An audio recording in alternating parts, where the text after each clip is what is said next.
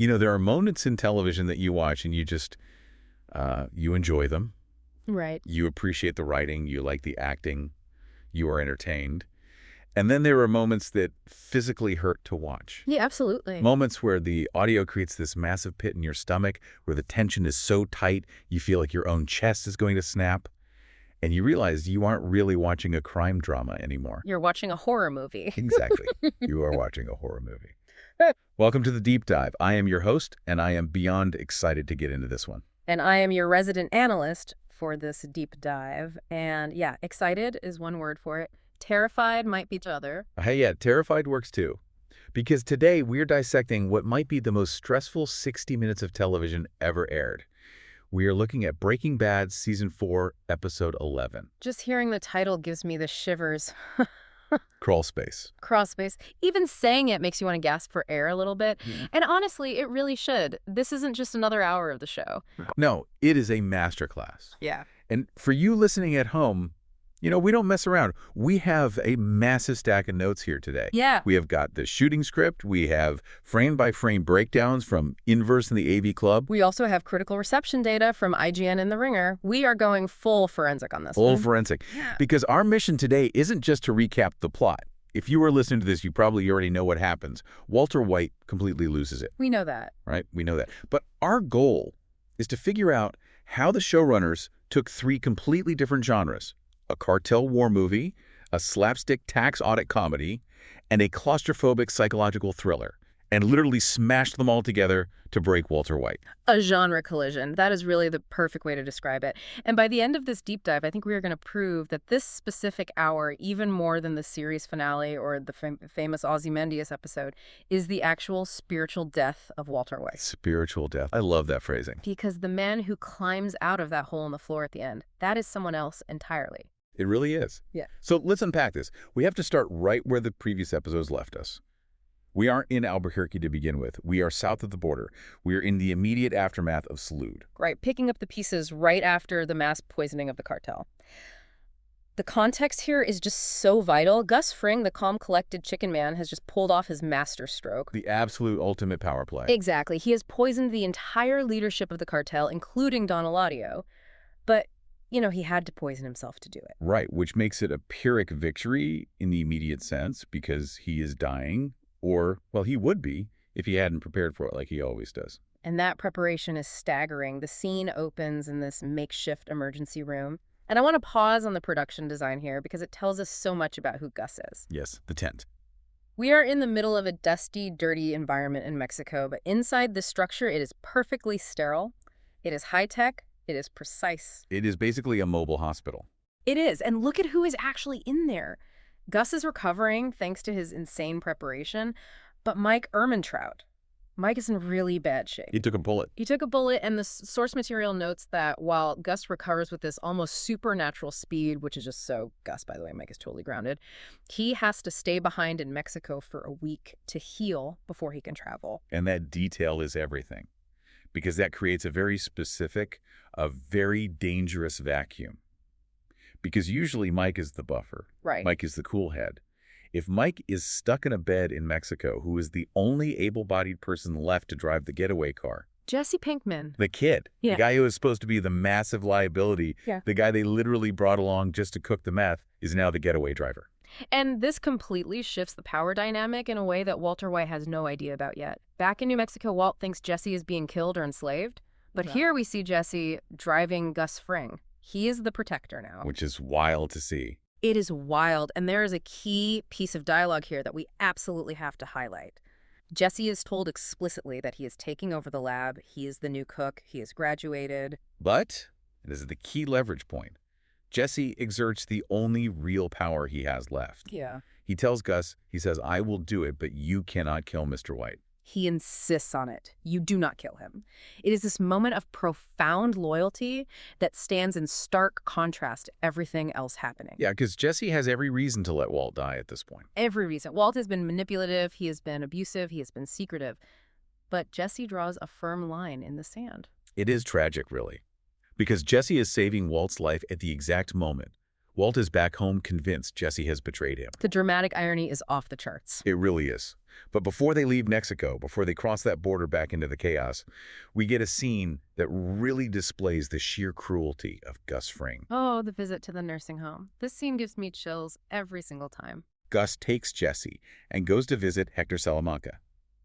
Now, for you listeners who need a quick refresher, Hector is the old man in the wheelchair, the one who can only communicate with Bell. Ding, ding, ding. Exactly. He was the heavy hitter back in the day, but now he is trapped in his own body. The patriarch of the Salamanca family. And Gus is not there to just say, I won. He is there to torment him. This is psychological torture, plain and simple. Describe the blocking of this scene for us, because it is very specific. Gus pulls up a chair right. He does. He sits intimately close to Hector, like uncomfortably close. He wants Hector to see his face clearly. He wants to see the actual light go out in Hector's eyes. Gus lays it all out. He tells Hector that the Salamanca lineage has been utterly destroyed. Every major player, every cousin, the Don, they're all gone. All gone. But he saves the absolute worst for last. He doesn't just say, I killed your grandson. No, he brings Jesse forward. He physically positions Jesse right in Hector's line of sight. And he explains that this man, this kid, this gringo as they call him, killed Joaquin. Joaquin was Hector's grandson, his absolute last living descendant. That is the dagger. It is not just that the cartel is gone. It is that the Salamanca name ends right here. It dies with Hector. And the person standing right there in the room is the one who snipped the final thread. That is just ice cold. It is not enough to kill them. He has to let Hector know that his family line has been wiped off the face of the earth. It is total victory for Gus. But you know, if we connect this to the bigger picture analysis, this is also where Gus's hubris picks. Oh, absolutely. We talk about Walter's ego a lot, but Gus has a massive ego too. He believes he has won the war. He believes he has neutralized every threat. He thinks breaking Hector's spirit is the final nail in the coffin. So he leaves Hector alive to suffer. Exactly. And as you know, in this universe, leaving enemies alive, even ones in wheelchairs, has serious consequences. The classic pride before the fall. But while Gus is taking his dark victory lap down in Mexico, things are getting incredibly tense back in New Mexico. We really need to shift gears to the Hank Schrader problem. The walls are closing in on Walt, and they are closing fast. Hank is relentless. He is like a dog with a bone. He has been investigating the blue meth, and he has fully connected the dots to Gus Fring's legitimate businesses. And in this episode, he makes a request that puts Walt in an impossible position. He asks Walt to drive him to a chicken farm. Apollos Hermanos farm. But you know that is just the cover. On the way there, Hank drops the bomb. He reveals that he actually wants to investigate an industrial laundry facility owned by the same parent company. The laundry, which is literally where the super lab is. Exactly. It is the beating heart of the entire operation. Walt is driving the DEA straight to the hidden meth lab. So put yourself in Walt's shoes here for a second. We have to talk about the tension in this car ride. Because this is Hitchcock, right. The bomb under the table. Perfectly put. Hitchcock always said surprise is when a bomb goes off, but suspense is when the audience knows the bomb is there, but the characters do not. In this case, Walt and the audience know the bomb is a laundry. Hank is totally oblivious. He is singing along to the radio. He is chatting away. And Walt is just sweating bullets. Yeah. Because if he arrives, it is game over. Gus will kill him for leading the DEA there, or Hank will find the lab and arrest him. It's a binary choice between exposure or death. So Walt chooses a third option. Yeah. Panic. Or maybe calculated panic is a better word. He crashes the car. He deliberately steers into oncoming traffic, or rather swerves to cause a major accident.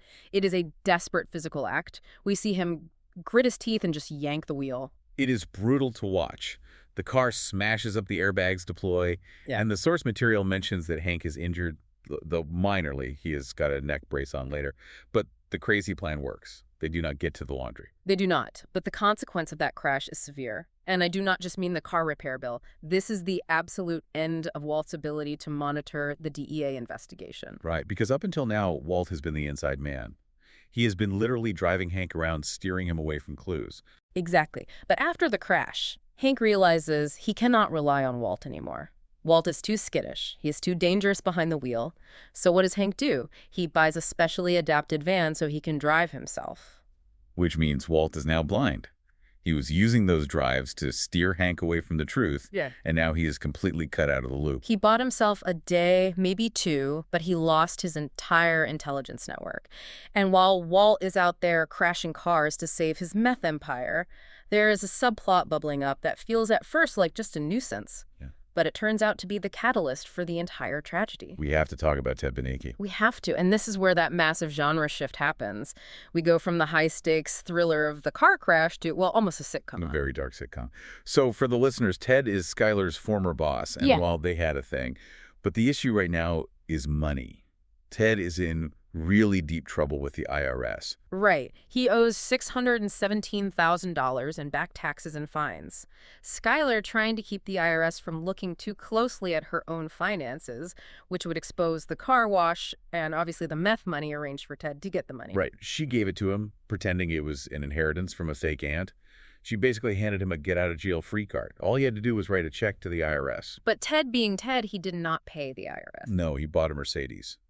And a heated floor. He leased a luxury car. And in this episode, he comes back to Skyler essentially to blackmail her. He implies that because she helped him cook his books, she is liable too. He wants more money. It is crazy. He refuses to pay the IRS because he says he needs the cash to reboot his business. The audacity of this guy is just infuriating. So Skyler decides she needs a quote-unquote deluxe solution. She goes to Saul Goodman. And this gives us one of the funniest yet darkest sequences in the entire show. Saul sends in his A-team. We get the formal introduction of Huell and Patrick Kuby. Played by Lavelle Crawford and Bill Burr. I always love the Bill Burrs in this show. It is just perfect casting. You have Huell, who is this massive, silent mountain of a man, and Kuby, who is the fast-talking redhead. They aren't there to kill Ted. They are just there to intimidate him. It is not a hit. It is an intense audit assistance program. Exactly. They sit him down in his own living room. They make him write the check. They tell him, we're going to stay right here until the check clears. It is physically forced compliance. They stand over him and make him sign the check to the government. And this is where the black comedy element that the critics talk about really shines. Ted writes the check. The job is done. The tension should be completely over. But then things go sideways. Then the rug happens. It's the rug. Ted panics. He thinks, and I don't even know what he thinks, that he can outrun them in his own house. He tries to make a run for it. He trips on a loose rug in his hallway. It is so incredibly clumsy. It is not a cinematic, graceful fall. It is a pathetic trip. He falls and he smashes his head against a piece of furniture, a counter or a heavy side table. And the sound. We have to mention the sound when he hits. Oh, it is sickening. It is a hard cracking sound. And then the oranges. The orange is falling on him. That is a direct homage to The Godfather, right? It is indeed. In cinema history, oranges usually signal death. So you have this highbrow cinematic reference mixed with a guy tripping like a total clown. It completely disarms the viewer. You are laughing because it is ridiculous. A man defeated by his own hallway carpet. But then you realize, wait, if Ted is dead or even just gravely hurt, the money is gone. And that is the key. The source material notes it results in a serious injury. At the moment, Saul's guys do not know if he is dead or alive. They panic and they flee. But the money, that physical check, has been mailed.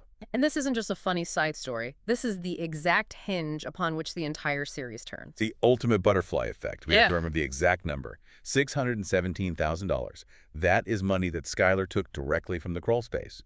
Money that belongs to Walt. Money that is now permanently gone. We will put a pin in that, because that deficit is going to come back in a massive way in about 20 minutes. So let's reset the board for a second. We have the cartel destroyed, but Gus is angry. Yeah. We have Hank sniffing around the laundry. We have Ted knocking himself out. And now Walt makes a discovery that shatters his ego completely. He finds out about the cook. Walt realizes that the lab has been active. He checks the equipment. It has been used. Someone has been cooking the blue meth without him. And there's only one other person who knows the recipe. Jesse. Walt realizes Jesse has effectively replaced him. The one card Walt thought he held, the idea that I am the only chemist, is gone. So he tries to go to Jesse's house. He pleads with him. He tries to use the old manipulation, saying we have to stick together to thwart Gus. But Jesse isn't having it. Not at all. Jesse is still bitter. Remember, they had a massive physical fight in the previous episode, Bug. Jesse feels used and discarded by Walt. And now, thanks to Gus's careful manipulation in Mexico, Jesse feels like he actually has a respected place in the organization. He turns his back on Walt. He effectively chooses Gus over Walt at this exact moment. And that rejection leads straight to the abduction. Oh, Walt is grabbed by Gus's men, he is hooded, he is thrown into a car, and he is driven out to the desert. the desert scenes in this show are always terrifying. Nothing good ever happens in the desert. And the lighting here is so harsh. It is bright midday sun. Everything is exposed and stark. And this is the ultimate confrontation. We really need to spend some time here because this is the absolute death of Heisenberg's ego. Gus Fring, now fully recovered and back in total control, fires Walter White. He fires him. He looks down at him and tells him, "You are done. Do not return to the laundry.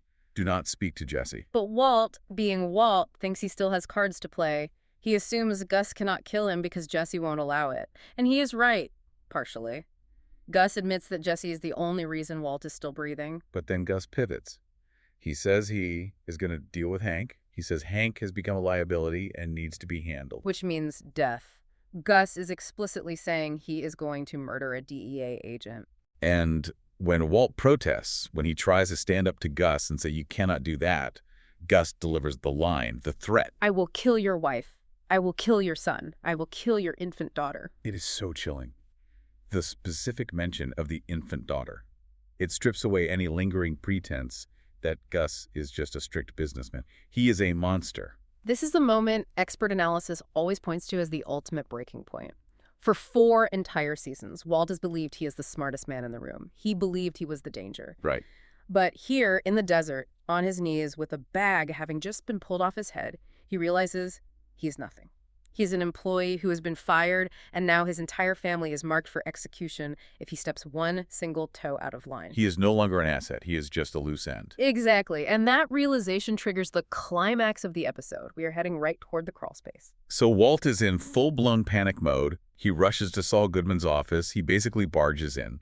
He is desperately looking for the escape hatch. In a previous episode, Bullet Point Saul had mentioned a guy, a disappearer.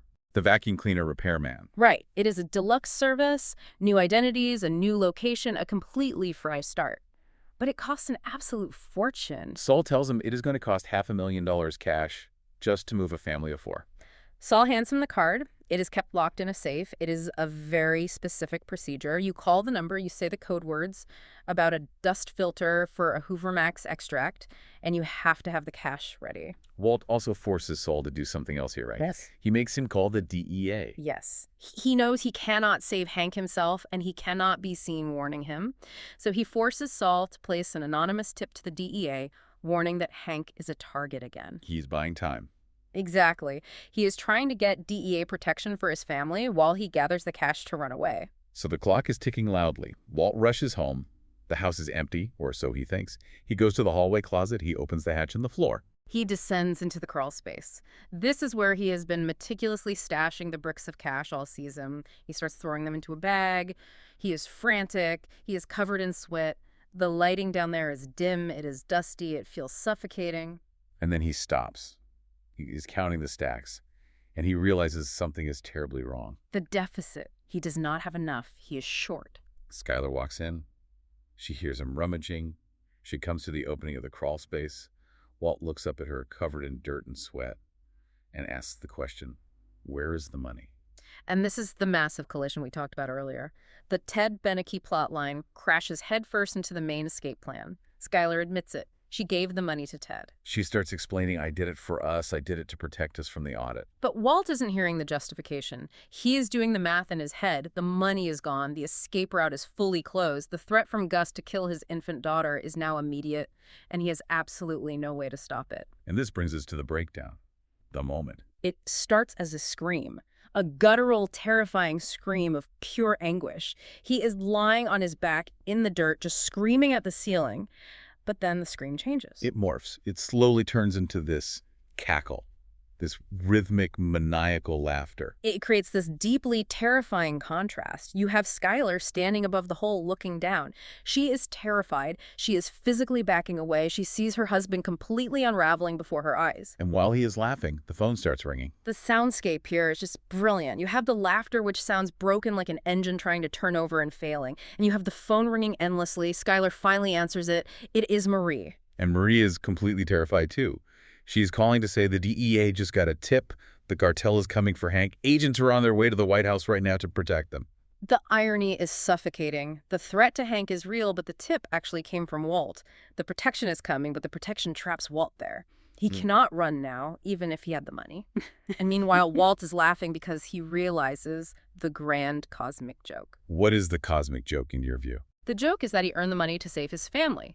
But because he earned the money, his family is now in lethal danger. And the money he earned was used by his wife to save another man, which now actively prevents him from saving his family. It is a perfectly closed loop of total failure. Oh, a closed loop of failure.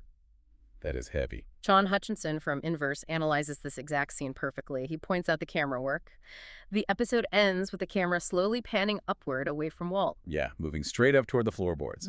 It is a slow dolly shot. Visually, the framing turns the crawl space into a coffin. Walt is quite literally buried alive. The wooden floor beams above him look like prison bars. Hutchinson notes that this shot perfectly mirrors the final shot of the entire series finale, Felina. Oh, that is right. In the finale, the camera pulls up from Walt lying dead on the floor of the meth lab. Here it pulls up from him lying in the dirt. It is a profound visual rhyme. In crawl space, Walter White effectively dies. The man who climbs out of that hole in the next episode is pure Heisenberg. That is a man who finally has nothing left to lose. Hutchinson also calls this black comedy. Do you agree with that assessment?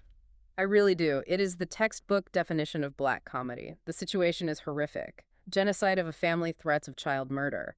But the mechanics bringing it about are farcical. Ted tripping on a rug, a man laughing at his own impending doom. It is laughter in the face of the abyss because the only other option is complete madness. Let's talk about how this was received by everyone. I mean, we were sitting here talking about it 15 years later, so obviously left a mark. It definitely stuck. Bryan Cranston actually submitted this specific episode for his Emmy consideration for Outstanding Lead Actor in a Drama Series. That makes total sense. The sheer range he shows in that final minute alone is incredible. He goes from intense determination to sheer panic to primal rage to complete insanity, all in about 60 seconds of screen time. Critics universally agreed. Noel Murray from the AV Club gave it a straight A grade. He called it intense and terrifying. And IGN gave it a 9 out of 10. Seth Amidon called it shocking and eyebrow-raising. The Ringer did a massive ranking of all 62 Breaking Bad episodes, and they put Crawl Space at number 9. Top 10 of the entire run of the show. That is incredibly high praise considering how many iconic episodes there are.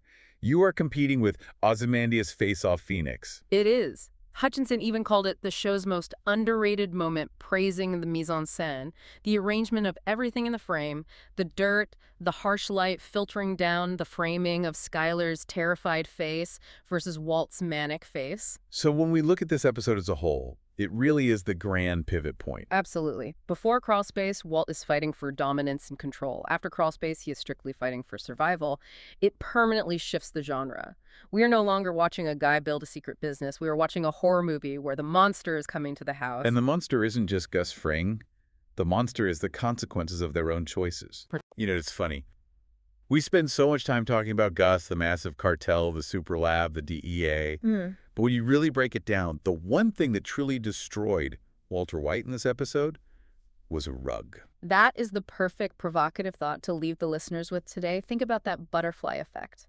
If Ted Beneke does not trip on that loose rug, maybe he runs away. Maybe he somehow gets out the door. Maybe he doesn't pay the IRS, but Skyler can somehow get the money back. Or maybe he just calmly writes the check and leaves. But the specific chaos of that silly injury, the panic it caused Skyler, the confession it forced. It all comes down to a loose piece of carpet in a hallway. History turns on the absolute smallest things. Well, on that note, I think I am going to go check all the rugs in my hallway. Probably a very good idea. Make sure they are taped down. Thank you for diving deep with us today into Crawl Space. It is a heavy one, but man, is it a masterpiece of television. Thanks for listening, everyone. See you next time on The Deep Dive.